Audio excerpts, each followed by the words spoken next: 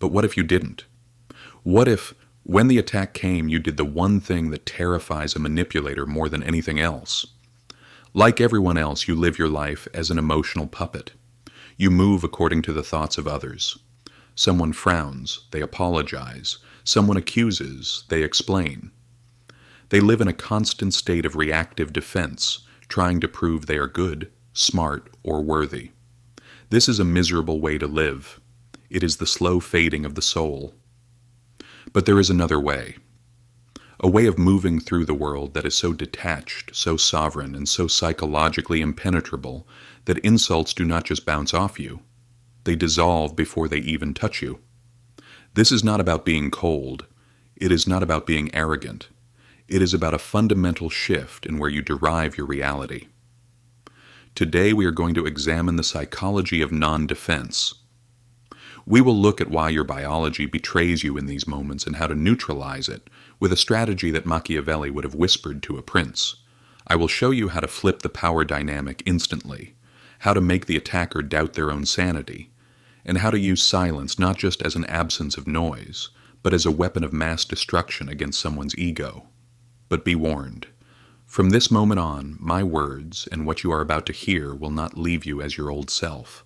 You will change yourself, question what has happened to you, and break free from your old, suffocating self. Let's begin. Why do you do it? Why is your first instinct to provide evidence for your innocent feelings when someone challenges you? It begins in your childhood. Think back to when you were 5 years old. Did a parent or teacher never accuse you? What was the only way to escape punishment? To explain. I didn't do it, he did. I didn't hit him, he hit me first. You learned that authority figures hold the power of judgment, and you learned that your survival depended on convincing that authority that you were good. The problem is, you grew up, but your psyche didn't. You walk around the world projecting that authority figure onto every person you meet. Your boss, your partner, the stranger on the internet, even your enemies. When you defend yourself against someone, you are subconsciously saying, "You are the judge, I am the child. Please accept my plea so I can feel safe again." This is the scent of weakness. And human beings, as primal creatures, can smell that scent of submission from a mile away. Machiavelli wrote, "It is much safer to be feared than loved." Now translate that into modern social dynamics. It is much safer to be respected than understood. When you go on the defense, you are prioritizing being understood over being respected. You are saying, "Please understand me. See my intent." But a king does not explain his decree to the peasant. A lion does not explain its hunt to the gazelle. The moment you start speaking, offering reasons, and showing messages, you signal that your internal balance depends on their approval. You have handed them the key to your house, and once they have that key, they can trash the place whenever they want. This is the trap of the validated self. You believe that if you just explain it clearly enough, they will say, "Oh, I see now, you were right, I was wrong." How often does that actually happen? Almost never. Because the attack was never about the facts. It was about power. They didn't accuse you because they wanted the truth. They accused you to see if you would jump. And you jumped. The courtroom does not exist.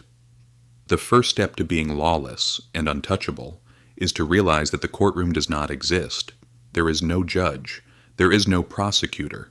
There is only you and your persona. When you stop treating others like judges, their accusations stop feeling like convictions. They start sounding like mere opinions, and opinions are just noise. So what happens when you don't jump? Consider the scenario. Someone fires a verbal arrow at you. You're being incredibly selfish right now. The old you. "No, I'm not.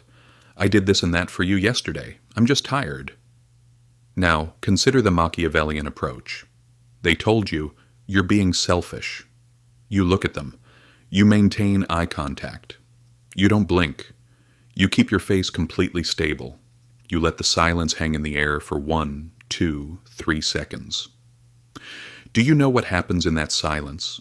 A psychological vacuum force is created. The human brain is terrified of silence during a conflict. It is an alarm for a rupture in the social fabric. It shows that the person in front of them is not playing the game. When you stay silent, you mirror their energy back at them. You force them to sit in the tension they created. Usually, they will give up. They will speak again to fill the void. I mean, I'm not saying you're always selfish, but just right now, why are you looking at me like that? They begin defending themselves against your silence. The power balance has flipped. This is the weaponized version of the gray rock method.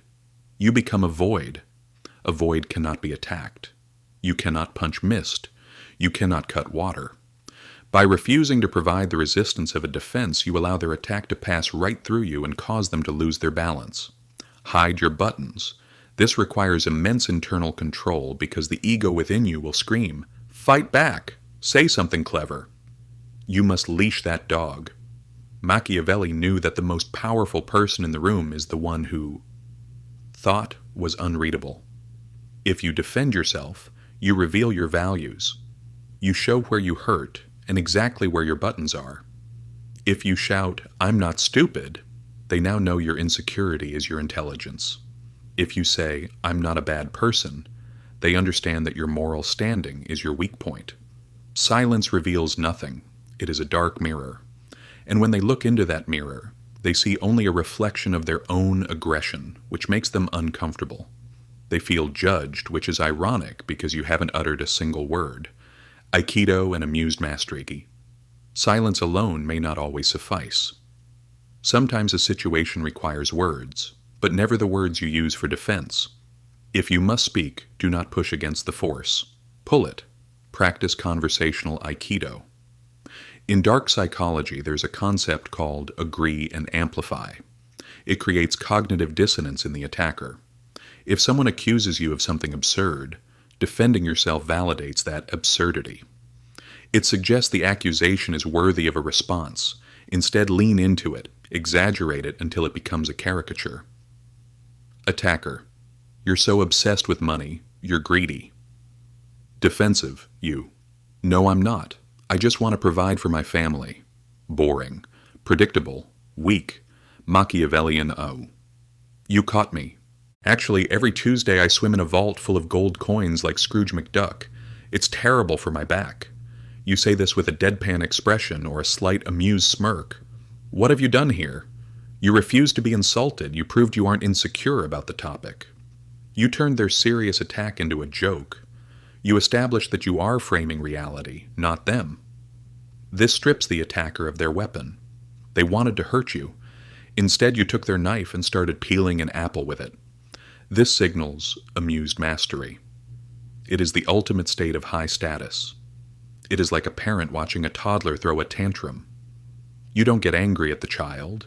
You don't argue with them. Their drama amuses you because you know you are safe. When you defend yourself, you are getting down on the floor and screaming along with that child. Don't do that. Stand up. Look down. Smile. Robert Greene in the 48 Laws of Power talks about Law 25. Recreate yourself. Part of this is refusing the identity others try to thrust upon you. When they label you, they are trying to put you in a box. If you fight the box, you are still interacting with it. If you mock the box, you dissolve it. You're so arrogant. I prefer the term charmingly confident, but sure. You don't think about anyone but yourself. I'm working on it. I'll add you to the list of people I care about next year. Savage, dismissive, and incredibly attractive. Why? Because it shows you are whole. You do not need their approval to know who you are. A person who knows they are generous laughs when called stingy. A person who knows they are smart laughs when called stupid. If you are defending, it is because deep down you fear they might be right. What you need to do is shadow work. Flipping the roles. Let's look deeper into the philosophy of the interaction. Every conversation has a hidden architecture. In a conflict, there is usually a judge and a defendant. The judge asks questions. Why did you do that? What were you thinking? Who do you think you are? The defendant answers, I did it because I was thinking that whoever asks the questions holds the power. Whoever answers loses status. The most lethal Machiavellian trick is to refuse the role of the defendant and seize the role of the judge. You do this by answering a question with a question or by analyzing their behavior instead of your own. Them. Why are you always so late? Defensive. You. There was traffic and my alarm didn't go off. Loser. Machiavellian. What is it that causes my arrival time to affect your mood so deeply? Boom. Do you see the shift? Suddenly we aren't talking about the clock. We are talking about their emotional stability. We are talking about their reaction. You have turned the spotlight back on them. Them. You're being ridiculous. Machiavellian. You. What makes you feel the need to use labels like that to get your point across? You are psychoanalyzing them in real time. This is infuriating to a manipulator. While they want to see you on the defense, you are walking around them, observing them like a specimen in a jar. It's interesting that you perceive it that way. Does saying that make you feel better? You seem very invested in this. These phrases are shields. They acknowledge the sound coming out of the other person's mouth, but they do not accept the content. It is a boundary, a verbal force field. You are saying, this is your stuff, not mine. Keep it. The fogging technique, sometimes the most aggressive, defensive, power-flipping move you can make is to agree, but not in the way you think. This is not the agreement of submission. It is the agreement of the abyss. Imagine someone is screaming at you. They are listing your flaws, trying to provoke a fight. You look them in the eye and say calmly, "You're right." And then you stop talking. "You're right. I can be difficult sometimes." "You're right. I messed that up." This is the fogging technique. When you throw a rock into a fog bank, what happens? Nothing. No thud, no rebound. It just disappears. When you agree with an attacker, you steal their momentum. They are pushing against a door, expecting it to be locked. When you open the door, they fall on their face. They want a fight. They want resistance. Resistance validates their anger. Agreement neutralizes it. However, here is the nuance. You must agree with the grain of truth in their statement, without accepting the shame they are trying to attach to it. There is a difference between admitting a mistake and accepting a character assassination. Attack. You ruined this report. You're incompetent. Defense. I'm not incompetent. The data was wrong. Power move. You're right. There are errors in the report. I'll fix it. Notice what was left out. You didn't address the incompetent part. You ignored the insult and focused on the fact. You took ownership of the action but not the identity. This signals immense self-confidence. Only a person secure in their competence can admit a mistake so easily. Insecure people fight to the death to prove they didn't make a mistake. Secure people say, "Oops, my bad," and move on. Conclusion. Wind and fortress. None of this works if it is just a tactic. If you use these lines but your voice shakes, your eyes dart around, or your energy screams, "Please like me," it will fail.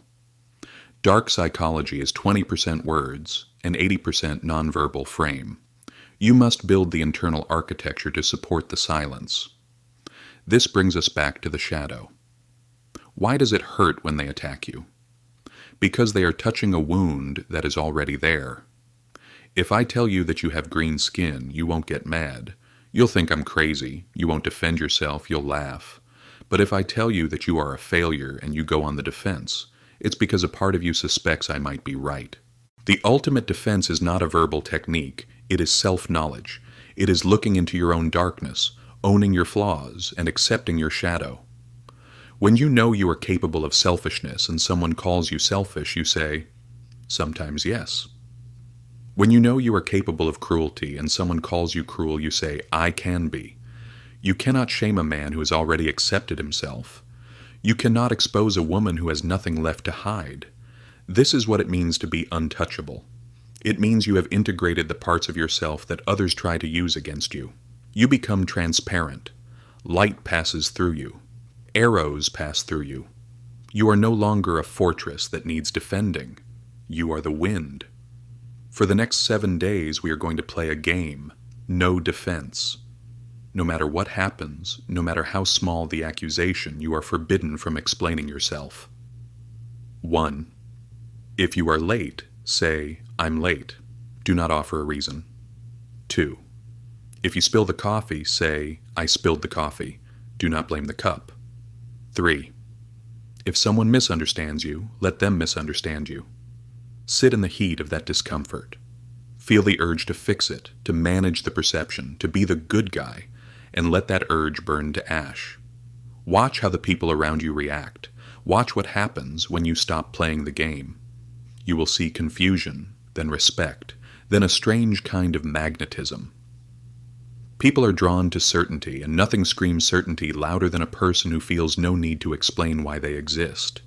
You are reclaiming your energy. You are plugging the leaks in your soul.